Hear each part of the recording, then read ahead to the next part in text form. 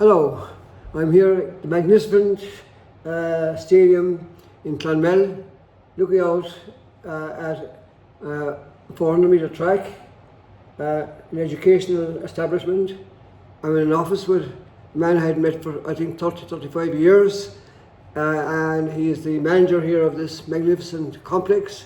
And also we have a children's playground, a cycling track, and what else have we here? We have skate park, and it's open all day long, 24 hours a day, except the track, which is monitored, because obviously you can't have people running around the track.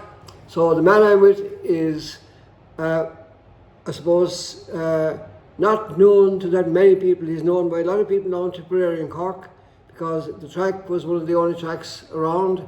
I knew they came up in Middleton and many other clubs in Cork as well to train here when they took tracks in Cork. Inexplicably were closed. Well, Madrick is almost gone since they put in the stuff in the middle, and the MTU that was being renovated should have been finished last year for the Cork City Sports, but never was. So we just give it a small brief outline of, and we'll get it, I suppose, in passing as well, part of his career in athletics. I knew very well Patrick when I was coaching events and coaching people in Middleton, and then I moved to West Limerick Club, and then I moved to North Cork, and then from there to Glenbower, and from there to Whitechurch, where I started football, and kind of half gave up athletics. I was disillusioned with all the drugs in the sport and the support that was there for Irish athletes, and that was my involvement. It's back again doing a little bit in Cove and trying to help people. But Patrick was a fantastic steeplechaser and left Ireland, I think, when he was about 18. So we'll just go through what the facilities are, how he got the job here, because he is the manager and I think the only full-time employee of the place. So Patrick, thank you for joining me today in this magnificent complex. Tell me how it all happened. First of all, how the complex was built and how you got involved. All right, nice, Father Liam, to meet you after, I think we met in Rome at the European Championships after about 35 years. So it was great to spend a couple of days with you over there around Rome and supporting the Irish athletes, which really rejuvenated the both of us in terms of success for a sport that's I think needs a lot more support in this country because it's a global sport and the standards are absolutely incredibly high, and it takes a lot of work and patience to get an athlete to a very high level. But I think I've been lucky enough to achieve a role here as sports facility officer for TUS, which is Technological University of the Shannon. I got the role because I was a carer during COVID, and while I was doing that, I was working 18 hours a week as education support in the Technological University here, helping a student doing animation online, and he's doing a degree course, and he was autistic, and I've been helping him for the last couple of years. So while I was doing that, I guess I never shut up about athletics, and this facility was being built. So I applied for the job. I was through encouragement by the lecturers in the facility down there, and I got the role when it's opened by Leo Varadkar on the 9th of June 2023. So it's an absolutely incredible facility we have here. I think you would not find anything as good anywhere on the planet, to be honest with you, in terms of facilities for middle distance running. So it's got 1.88 hectares.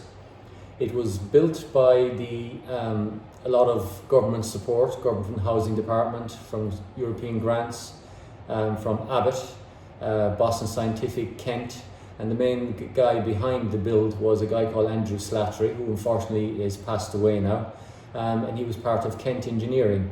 So he really set the seed to create this facility here many moons ago, and his legacy is what we have today, which is absolutely stunning. So it's 1.88 hectares. We've got a 400 metre 8-lane Mondo floodlit running track, state-of-the-art, 4 running long jump pits. We got a discus cage, 2 shot put pits, and then we got a pole vault and high jump bed. We've also last August we received Also a grant for 100,000 for purchase of equipment for the track because it came unfurnished. So we're in the process with Clonmel Athletic Club of purchasing the equipment, and thankfully at the moment we have a brand new cover for our high jump bed that we just put out this week. So it's getting going slowly, so hopefully in the next few months we'll be fully furnished here. From outside of that, then we've got some seating, we've got a tower where we're sitting in at the moment, and some storage. So this is controlled, so you pay to use the track naturally, so it's €5 for adults, €7 for students, and then we do group bookings. We've had meets here this year, slowly but surely coming into the facility, and hopefully that'll grow and grow as the years go by. And I'm delighted, I was telling Liam there earlier, I've got the Irish Milers Club meet here on the 3rd of May next year once I get the permit. And you were telling me in Rome that at first when you reached out to schools that they were slow enough to avail of the facilities. Why is that? Or I suppose, do you need more publicity to showcase what's here? Because if there were schools in a place like this down in East Cork, to be thronged, and I know a lot of them came up here during when the tracks were out of commission, and they thought it was a magnificent facility. I would agree with you on that, Liam. The people that were using the track mainly over the last few months has been nearly Cork people more than Tipperary people, which has been very disappointing, especially when we have a girl called Charlene Maudsley doing great things on the track in the relays for the ladies and mixed relays at the European and World Championships. She only lives down the road in Newport. So from a perspective, I think it's a culture as well is a problem here. Hopefully it'll change over time, but yes, I approached all the schools, day schools, wilderness youth centres, CTC, and yes, there's been a very slow pick-up from the schools to actually come in here and do TY classes or PE classes. Hopefully that will change in the next year or so, which incorporating it into the curriculum. But to date, no schools have been coming here, bar 1 or 2 day schools and schools from Cashel and Care. And it's, as I say, it's walking distance from many of the colleges and schools we have here in Clonmel. I've reached out to them, I've asked even to coach with some of them, but they haven't picked it up as of yet.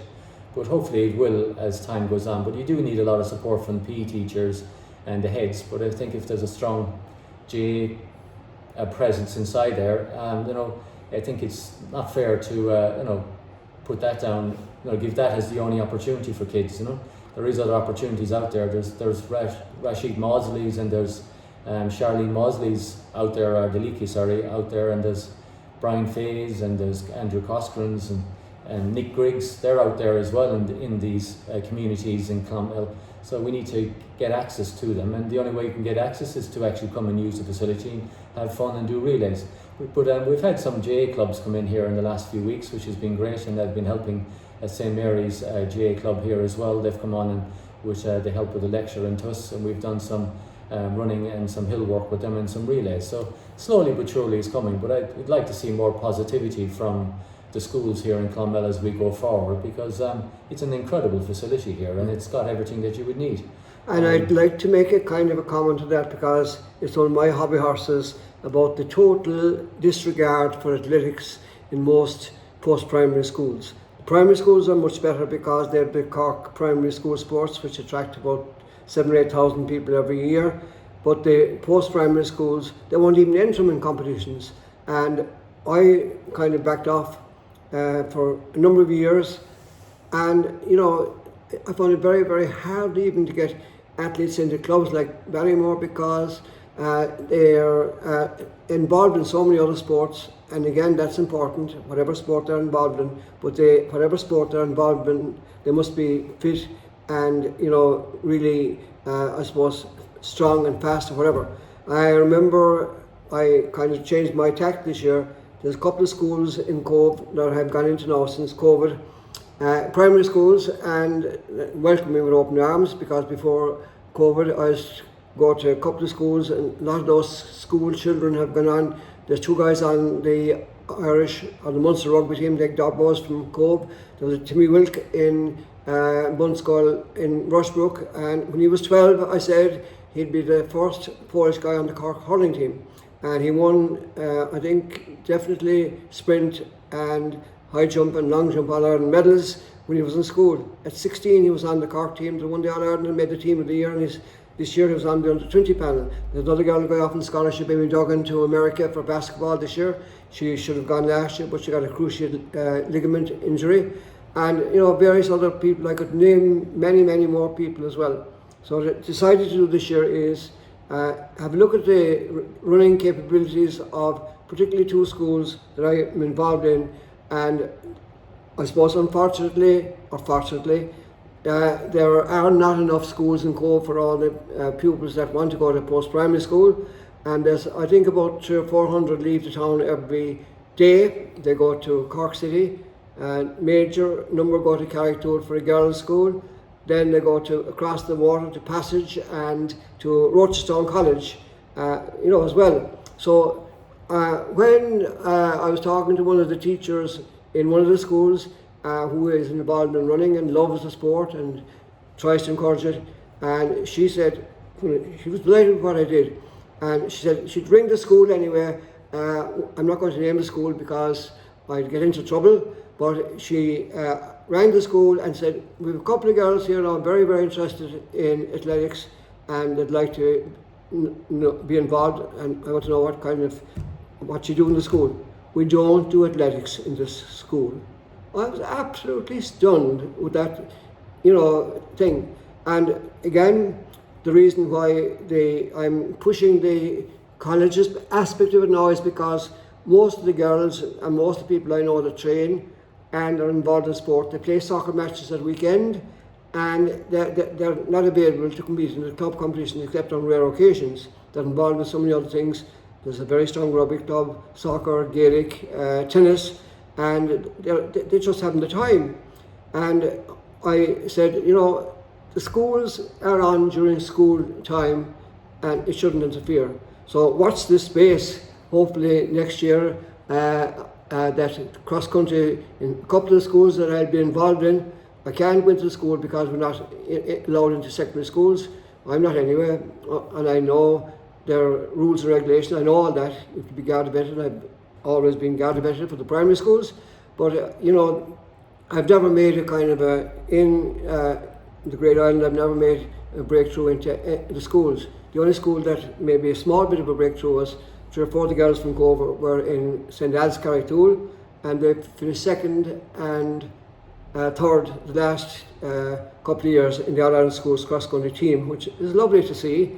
And hopefully I think most of them will be moving on this year to senior level, and that's the plan anyway. I've given a training program to train for the national school or the post-primary schools cross-country, which will be next March, and hopefully they'll get the gold medal. Most of them will be in 5th year or leaving cert, they'll get the gold medal. But I wanted to get that in because I'm passionate about schools, and again, if you can't run or train to a high level, you're not going to succeed in any sport. And you can take that as gospel, that you cannot, but everybody wants to play.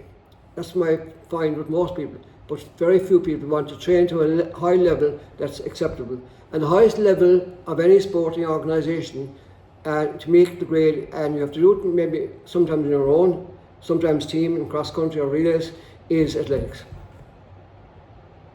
Yes, I would agree with you on that, Liam, but it is a very difficult sport, athletics, and it's I think it's great having primary schools, but I think the objective in any sport or even in athletics is not to be a good junior. You want to be a good senior, and that means good at 18, 19 and 20, and there's a huge problem in all sports, not just in athletics, from the age of about 14, 15, where the dropout rate is just astonishing, where they just give up sport completely to study, which I can't get my head around, because you can't study for 8 hours a day, come home from school and then study for hours, and then because it's rubbish study time, because your brain can't absorb that amount of information. And taking an hour out to do a bit of sport, no matter what sport it is good for your brain and is a good release. I think from the perspective of us being athlete fans and athletics, and as I said, I got a scholarship to the States and it's given me a great life out of it. It's because at the age of 16, and I wasn't very good at sport down in Kerry. I was good at sport, but nothing special in athletics. I think I was 70th in the school's cross country down in Dungarvan, when a coach walked up to me and told me I had some talent. And I think I was there that day myself. yes, and I think I was wearing football boots and Kerry socks, and I was kicking the ground looking at the leaders on the other side of the course about a half a mile ahead of me. So that's how I started, and yet in 2 years' time I was beating the guys on the other end of the field who were winning those races, especially on the track, and winning a national junior under 20 1500 metre title and getting a scholarship to the States and doing a very good leaving. So it can be done, but it took a lot of discipline, and I said I had nothing down where I was in Kerry. Went to school in Tralee, a bus at 8 o'clock in the morning into Tralee, and I used to do a morning run before that, and then I used to bring a bin liner and train in the school in Carsley and in the fields, and all my mates thinking I was nuts doing that, and it's but I persevered, and they were all quite jealous when we did our leaving, and they did better leaving than most of them, and I was off, signed a deal to go to America on scholarship. Now was brother John Dooley there at that stage? No, he'd left. John was down in North Mon at that stage. He'd left the Green in Tralee. So there was very little coaching in athletics. I had to do everything as you suggested.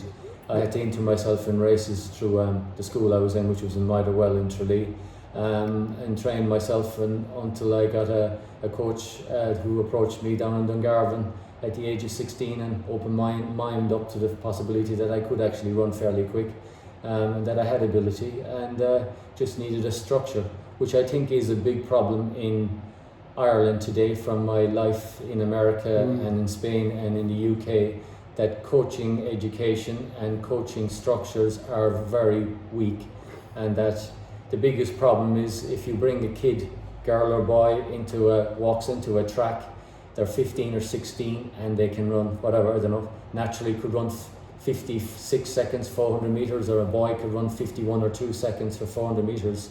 What do you do with them, and how do you develop them, and how do you take them forward? And like a lot of us, as we put them into sprinting, not necessarily, a lot of them could be 5,000 or 1,500 metre runners.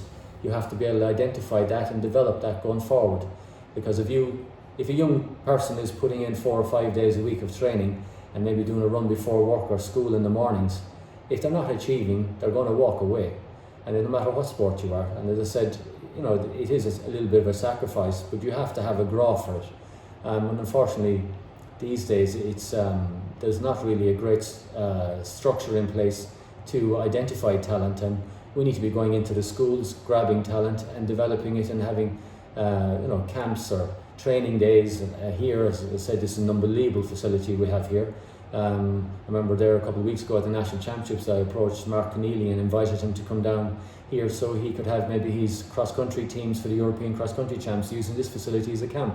Because we have Kilsheelan and Woods in which we could run to, have 15-20 mile runs in there, which is absolutely fantastic for distance running.